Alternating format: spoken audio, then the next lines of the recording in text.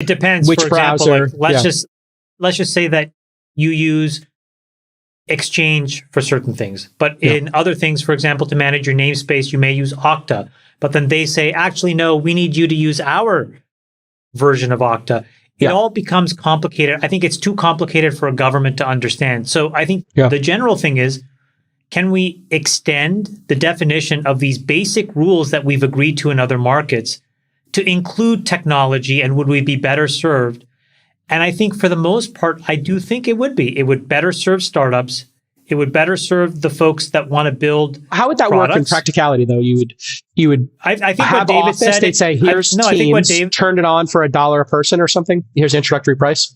I think the combination of what David said and I said would do the trick, which is if you force these highly complicated licensing agreements to be transparent, it would not allow them to dump.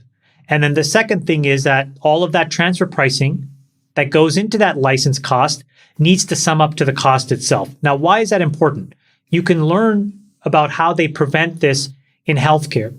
So let's take Pfizer, good example. Here's a company with $30 billion on the balance sheet, right?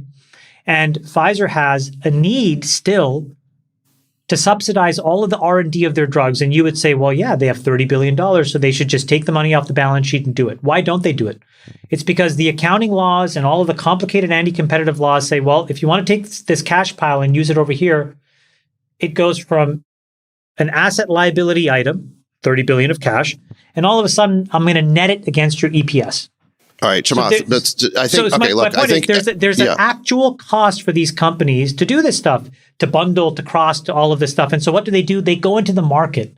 They ask startups to build stuff and then they buy it. That's the kind of market I think is better for us. Yeah. Let's have that be the last word on this topic because we've been going for a while. But I'm glad you brought up Pfizer because this brings us to issue 2.